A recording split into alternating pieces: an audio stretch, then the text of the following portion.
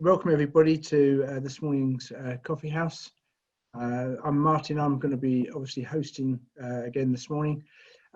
This week we thought we'd look at funerals and how funerals have been affected by the current situation.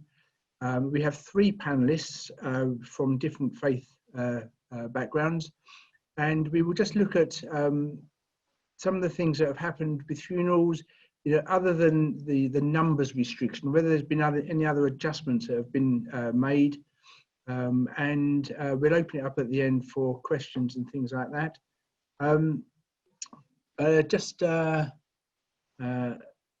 One aspect, my only claim to fame is that many years ago I actually got a diploma in funeral directing. When I worked for a funeral directors for about 5 or 6 years, locally to me, and I used to have to wear the top hat and the towels and walk in front of the hearse and things like that. So I am quite familiar with the whole funeral business. So anyway, I think if we can start, Ashwin, are you fit to start? Ashwin's not well this morning, so. Are you there, Ashwin? Okay. I will start with just describing how normally a funeral takes place in our culture. And I'm talking about Hindu culture. Hindus, okay, thank you. Once we get to know that the person is passed away, there is an announcement made in the community, and there is quite a well-established process of how the announcement is constructed. And the announcement sort of says, this particular person has sadly passed away. He was this old, and he lives behind this family. So all of the family members' names are mentioned, including grandchildren and great-grandchildren. So everybody is made aware of the situation with that family. Once that happens, then the preparation starts for the funeral. And the way it happens is obviously the funeral director is invited to come and take the body away, and then it stays there until the funeral day. The funeral day in Hinduism, on average, is about a week. It can be slightly longer, it can be slightly less. Religion says that it should be done on the same day, but because of the many issues and problems of getting paperwork done, we find we cannot accommodate and carry out the funeral on the same day. So in India, for example, I just heard yesterday that a distant cousin passed away, and his funeral was held virtually on the same day. Yeah. But let's talk about the UK. So it's average of 1 week. And so what happens during that 1 week is the community gather around the family, help and support them as far as is possible. In some families, the bereaved family does not do any cooking at home. And so the cooking is done by friends or family members and brought to the family until the funeral takes place. Also, every evening there is a prayer held, and people are invited either to go to the temple or to the hall or to the house, and the prayers are recited for an hour. Normally an hour is enough. And also, coupled with that is visits are made by friends and close families to the family home to give them loads of courage, loads of support, loads of sort of other kind of support. The whole community rallies around the bereaved family, in other words. Day prior to the funeral, the close family and one or two brave people accompany the family to go to the funeral parlor.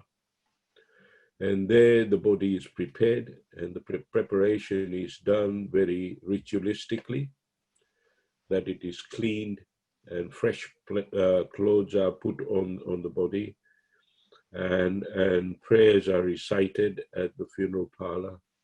And so the body is ready for the funeral next day. So what happens the following day is the body is brought home, and that is quite about 90% of the cases where body is brought home. And again, prayers are done, and family and religious ceremonies are done for the departed soul, and the coffin is opened as well, so people can have darshan, we call it, or sight of the body. Yeah, and that takes about an hour, and after that, everybody goes to the funeral home. I'm sorry, at the crematorium.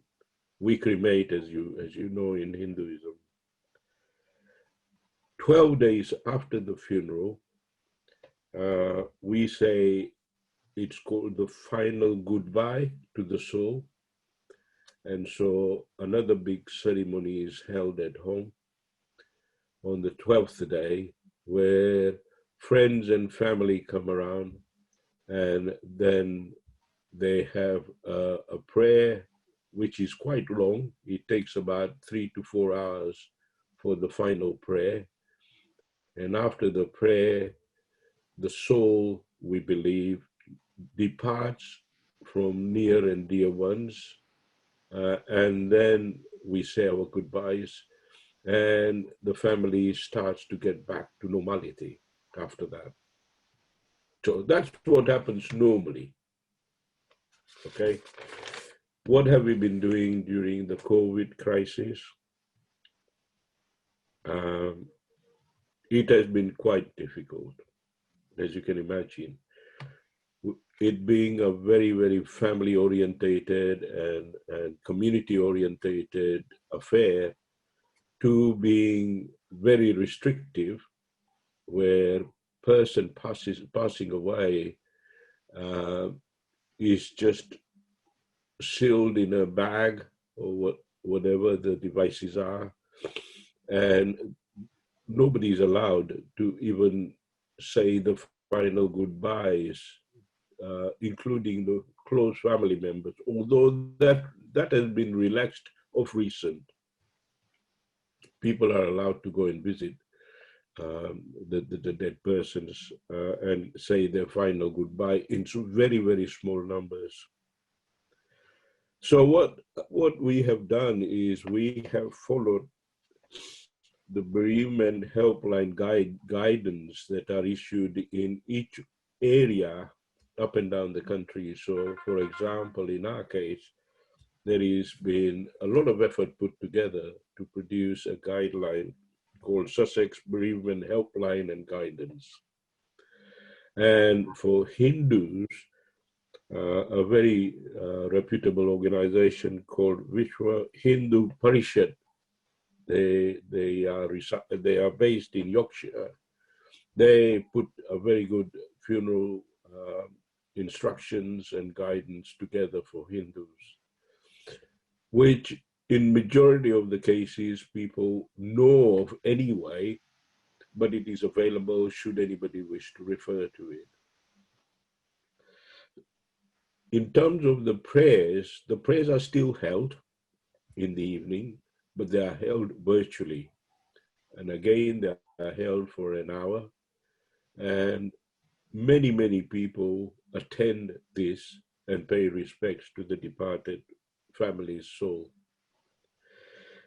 On the funeral day, grieving is very, very hard, because we cannot bring the body home and do the final prayers and see the person at the last time. And so this is all done straight at the crematorium. A priest or a lay person or somebody within the community will recite a few prayers from our scriptures. And all the ceremonies are done, but they are not done practically with, it's all done virtually. In some cases, the community is allowed to view the funeral taking place, again, by YouTube or through virtual systems and processes. Ceremonies, whereas they used to last about an hour in the crematorium, these are very, very short because there are not that many people there. And I believe it's about 10 or 20 maximum that are allowed to go to the funeral.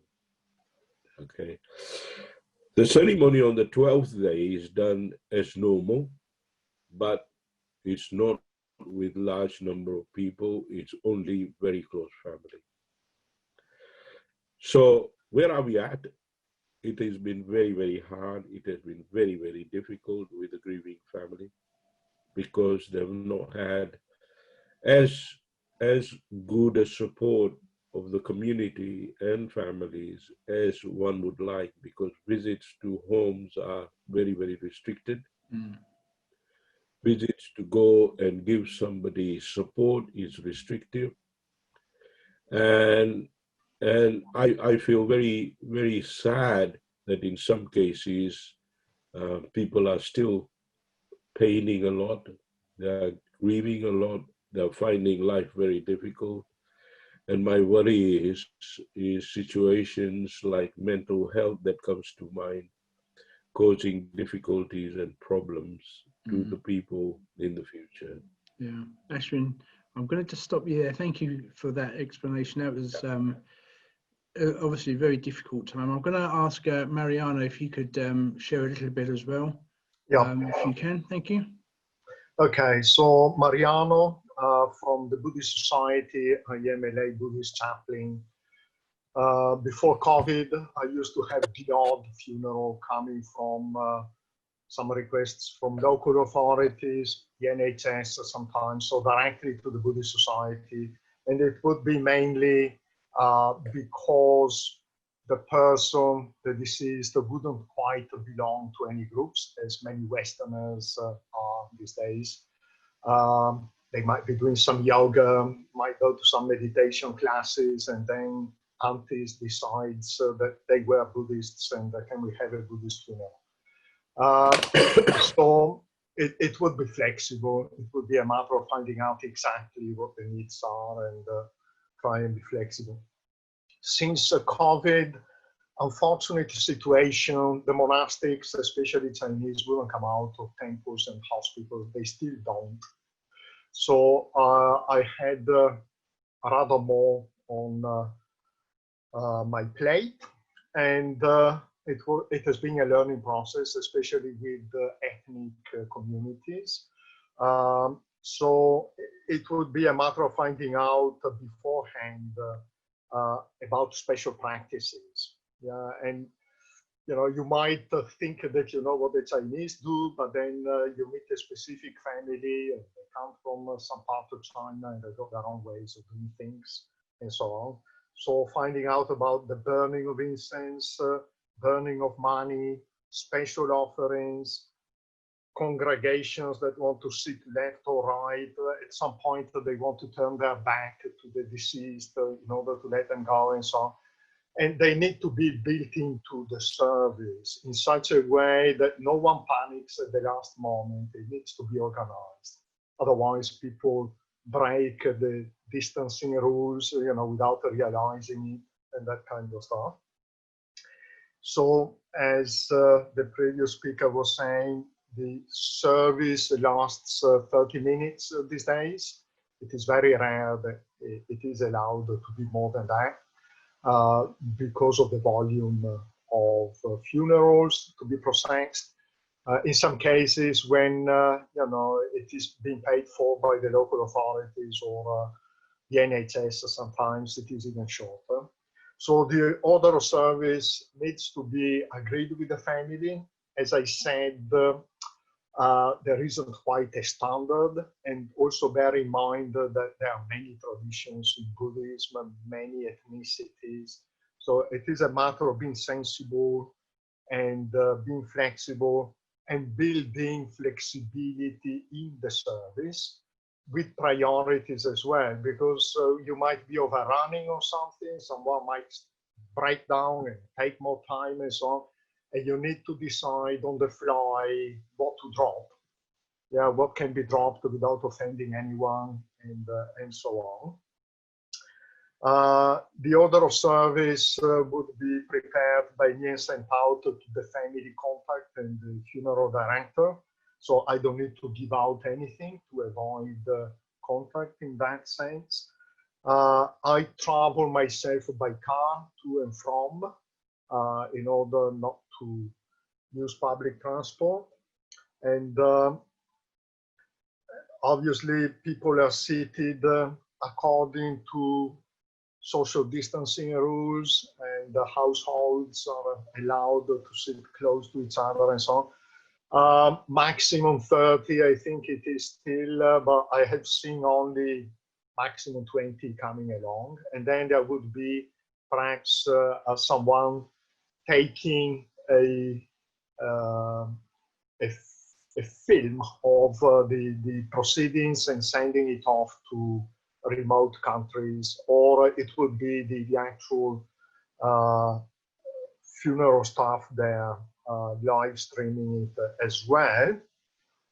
If there are two lecterns, then the eulogies would be on one side and the officiant on the other, in order again to minimize the amount of interference with each other, physical one.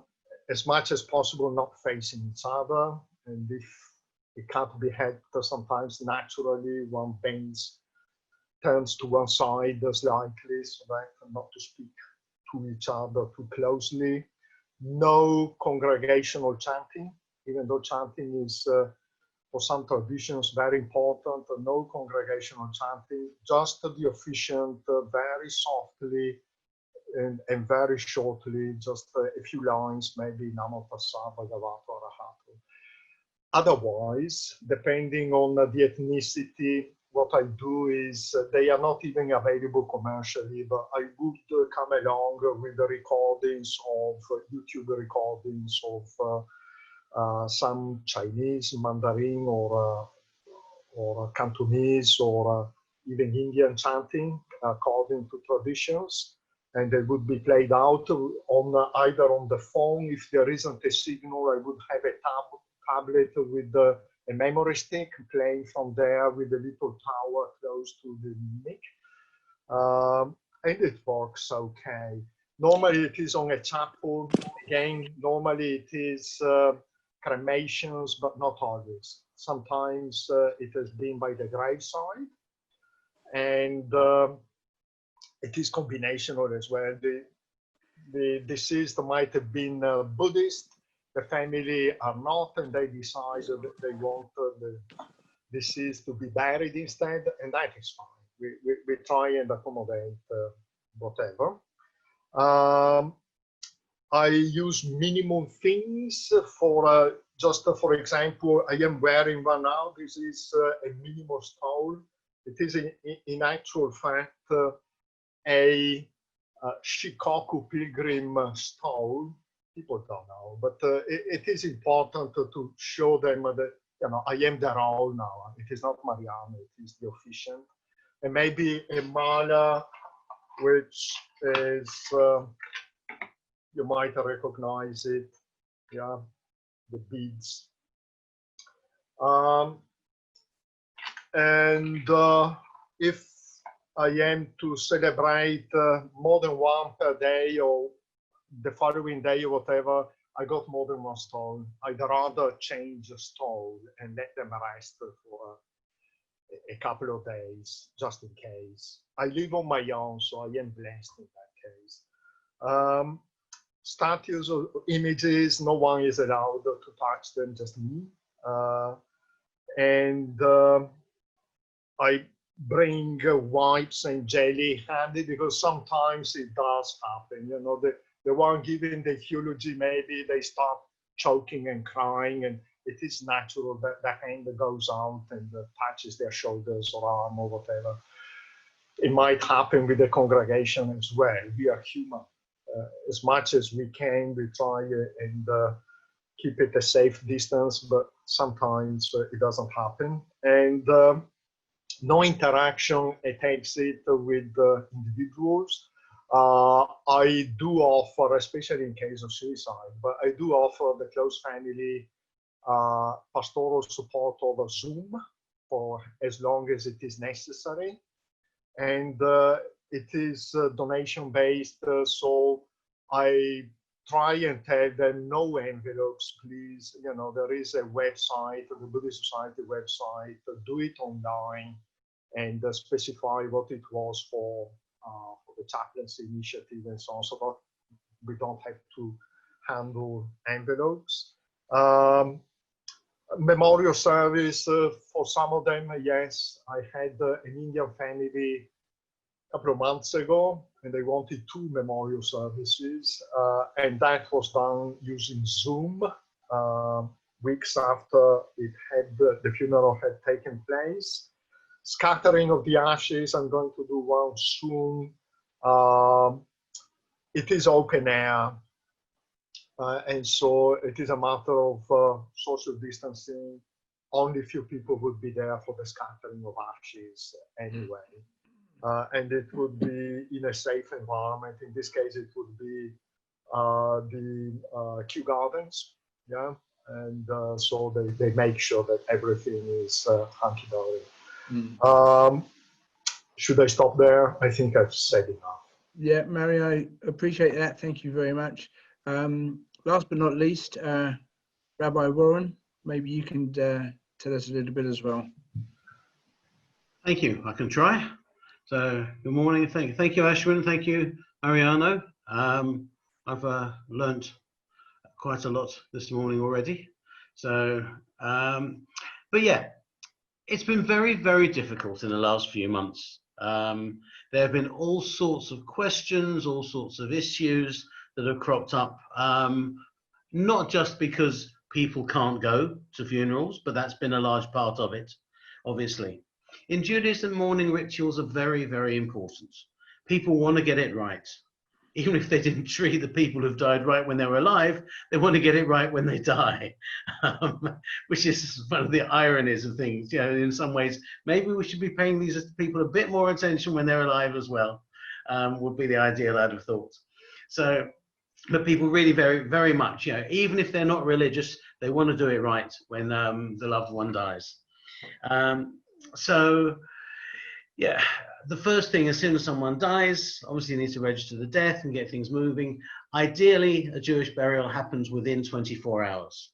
The Orthodox will only do burials. Within the Reform and Liberal Jewish traditions, we're happy to do cremations as well, which obviously can't happen within 24 hours because you can't get a slot at a crematorium within 24 hours.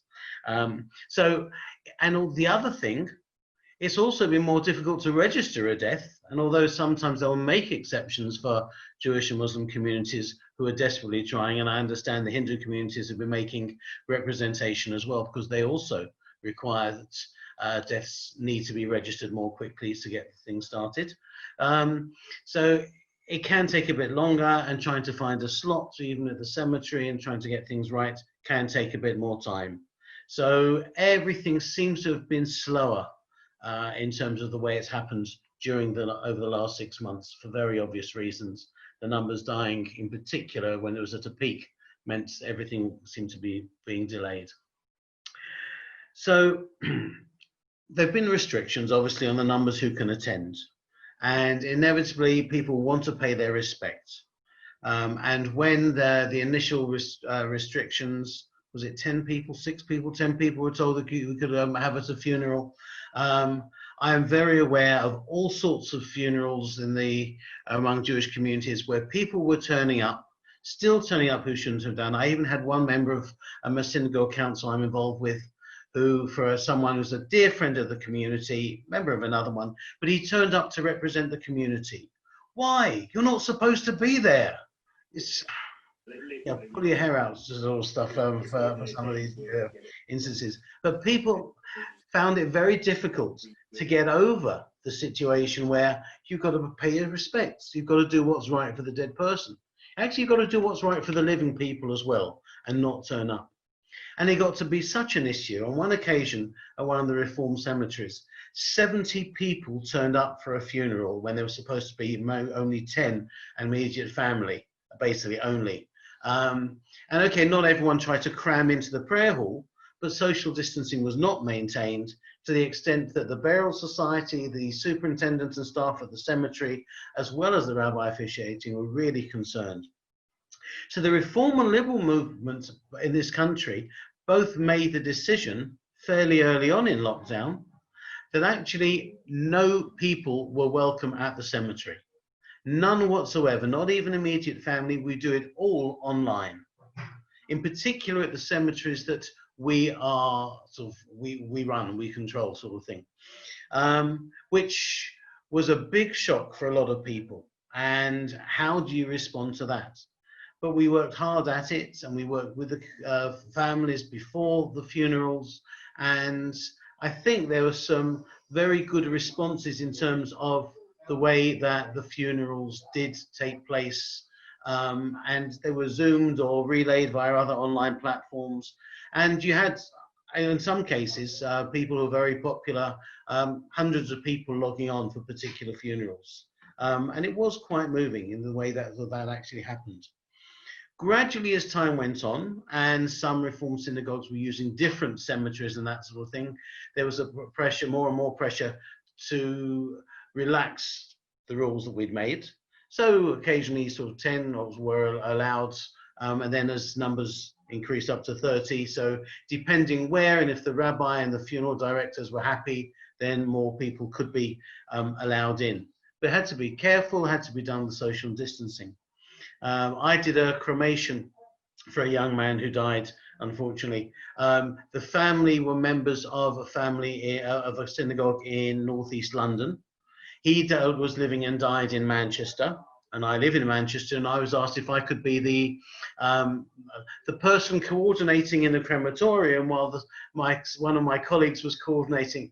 It was a weird experience. We had, I think it was 15 people in the chapel at the crematorium, dozens online, but it seemed to work. And obviously it's not quite the same, but it did have some effect. I did one fairly early on, early-ish, I think probably June, where I was only immediate family from around the country, 3 families basically, sort of children and grandchildren of the deceased, wanted to be at the cemetery, and I said, okay, we're socially distanced, and they were fairly hot on that as well. We could do that. It was a very blustery day, but we were all gathered-ish around the graveside, and it worked, and I think it was very beneficial for them. And they weren't bothered that others weren't involved. At some point when all this is over, there'll be a memorial service, whether it's to dedicate the stone on the grave or whatever else. So that will happen. And as numbers have risen to 30, whether it's a funeral around the graveside, we won't use the chapel if it's a burial, or a cremation, as I've officiated at, then so long as it's managed and socially distanced, that seems to be easier. And quite often, if they have those numbers, people aren't bothered about relaying it on Zoom either. But otherwise, still we're doing those on Zoom. We also tend to have after the burials, if people want it, and it's a traditional thing, up to a week of mourning, so that prayers will be done in the family's home or the home of the deceased or a close relative for the mourners to grieve, and we'll have prayers each day, possibly even 3 times a day, where people would normally come to the house and visit, but now we're doing all those online. Even when in some areas restrictions were eased, we're still doing the Shiva, the morning prayers, online for people if they want those sorts of things. It's been quite difficult. Obviously, people want the receptions back at a home or somewhere else afterwards, and that's been very difficult. Normally said no, or if they want to break the rules, then that's up to them, but we discourage it, sort of thing.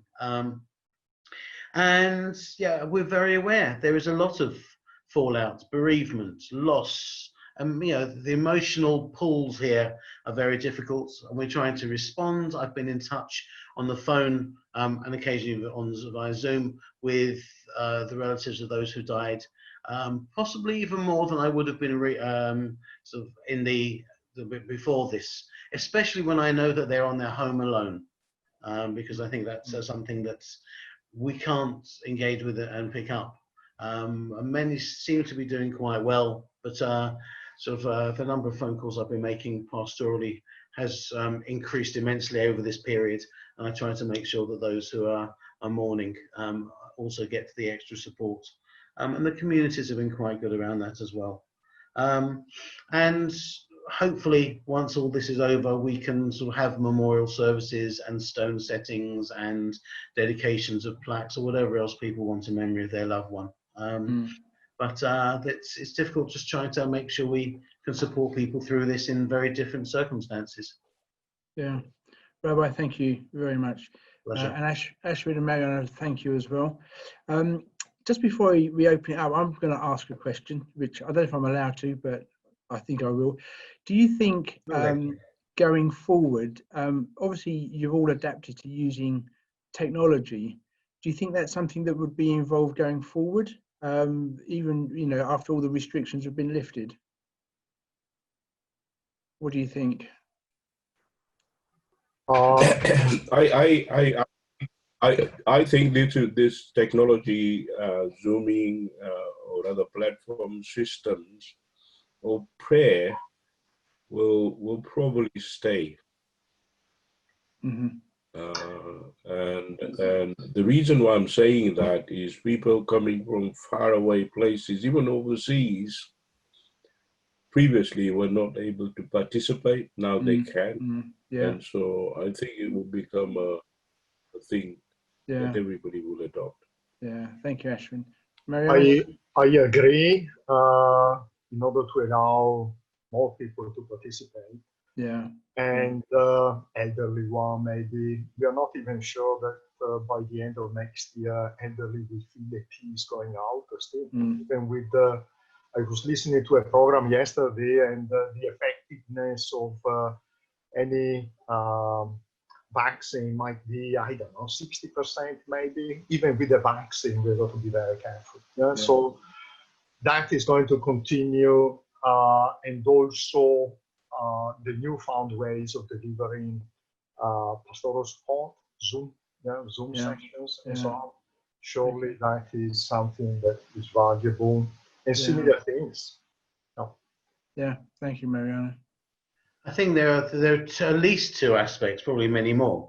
There's the regular prayer aspects in terms of using online platforms, and some of the Reform and Liberal synagogues in this country were already streaming Sabbath services for people that couldn't get to the thing.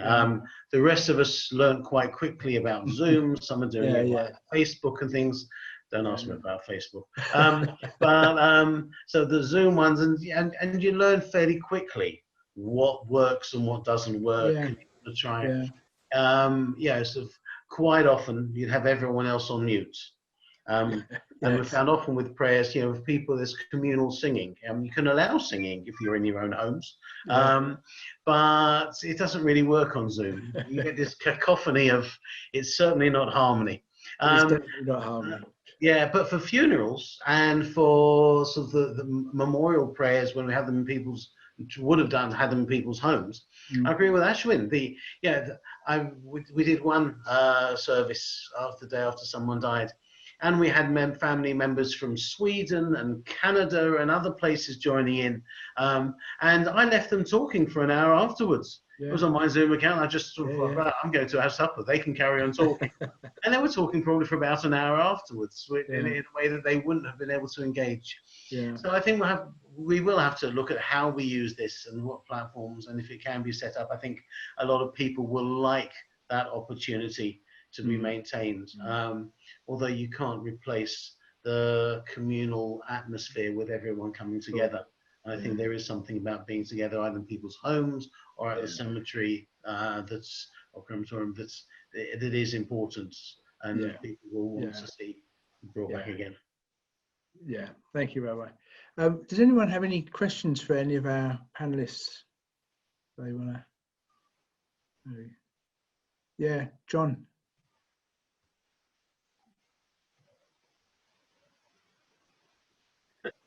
Got it.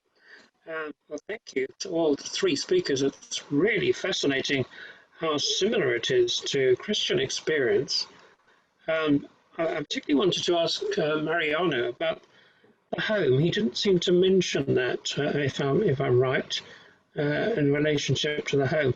And the other comment I just want to make, that I do go to Death Cafe, which has been on Zoom every month. And there was talk there about registering online. So I don't know if anybody knows anything about that. And the other thing I wanted to say is I think that faith communities could get together and stop funeral directors and crematoria charging so much for streaming. I was quite shocked at how much charge was, so that we could watch my wife's uncle's funeral from Northumberland. I thought it was disgraceful. Could you repeat the question for me, John, because I didn't catch it. It was a bit, the audio was a bit iffy. The question that you raised? John, what was your question to Mariano? Did you say home? The relationship to home, because the Hindu had so much going on at home. And, okay. We also, Catholics have the same kind of thing where wakes at home, that sort of thing. I was just wondering if the Buddhists did the same.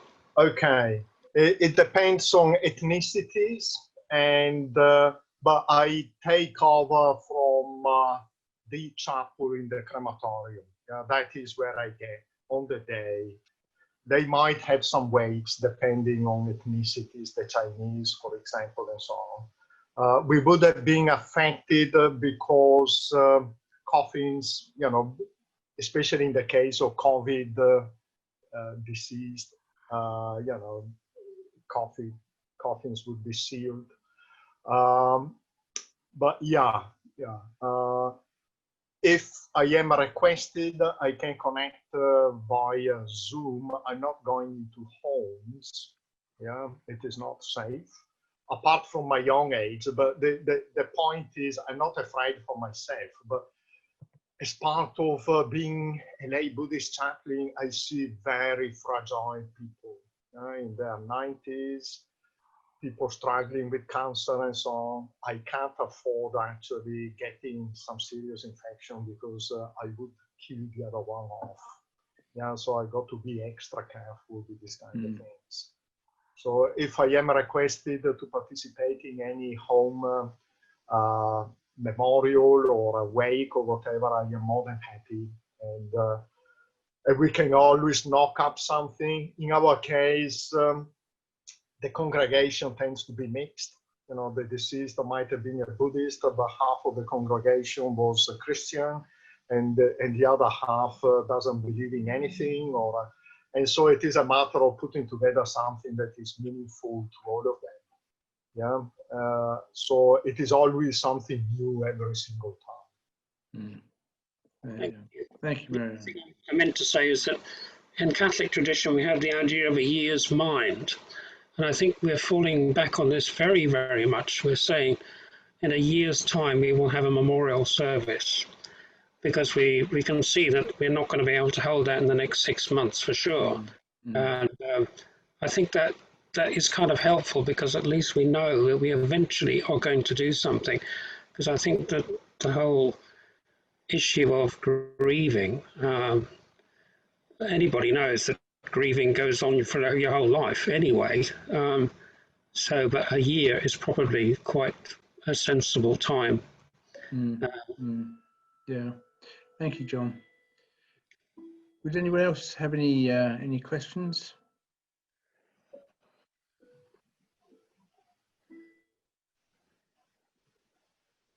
No, it's all, you've silenced them. Oh dear. Well, I found that also very interesting. Obviously, you know, having spent 5 years as a funeral director, we predominantly, you know, worked with people that didn't have much of a faith, an occasional Christian, but very rarely did I get involved with any of the other faiths. So I've also learned quite a lot this morning. So it's been really useful. I did a quick check. You can register deaths online. If you search for it, it comes up. It's a .gov website. Don't go to any of the other websites because I think they charge you, whereas you can do it for free on the .gov website. So just be aware of that if you need to do that. And I'm very tempted to set up a not-for-profit business of streaming funerals, having heard that they charge you quite a lot. I mean, the technology is there, and you know, I would think it would be relatively cheap to do it. You know, with a decent iPhone and or a couple of iPhones, that's all you need to do. But anyway. Well, if I can say something there, in one occasion, you know, the family itself was doing it with a smartphone. No one complained. I didn't mind. Yeah. I don't know whether, you know, anyone was upset by that. Yeah. Yes, I was at one crematorium where they didn't have Wi-Fi, and obviously, if you're doing it by the graveside, you don't normally have Wi-Fi either. So using phone technology or other mobile technology. But yeah, I was quite surprised that the crematorium didn't have Wi-Fi, because obviously they use technology for music and other things. But I suppose if they'd have to set Wi-Fi up, then it's fairly costly to them. I can understand, but I know sort of the synagogues I'm associated with and our whole movement don't charge any extra for that. It's part of the service. So it's I was surprised to hear that there are sort of large sums of money being charged for the streaming. So yes, let's campaign against that. Let's try and work. Yes, indeed. I think you can still, even though there isn't a Wi-Fi, you can still record it and then send it afterwards. Yeah. That's a different way. Yeah, good idea, Mariano. Thank you. Well, thank you, everybody. Andrew, remind me what we're doing next week. Do you know? I do. So next Wednesday afternoon at, let me just double check the time, 3:30, we're going to be running a national bereavement roundtable. So this roundtable is going to be looking at the issues that have come up over the last couple of months regarding bereavement. Obviously, this crisis has had a profound effect on those who have lost loved ones. So we're going to be looking at kind of what the response of faith has been, how can we make things better. We've got a range of panelists, which we're going to be announcing over the next couple of days. If you're interested in attending, I will just post the link to the Eventbrite for you in the chat. But if you'd like any more details, please get in contact with us and we'd be happy to let you know we can send that out by email as well, can't we, Andrew? Yeah, we're going to be sending out a follow-up email anyway, as usual, and we'll include details of this in that. Yeah, great. Well, appreciate your time, Mariano, Rabbi Warren, and Ashwin. Thank you. Ashwin, I hope you feel better soon. And thank you guys for your time. It's been lovely to see you. And we will catch up hopefully next week. Thanks again. Thank you. Thank you. See you. Take care. Bye-bye.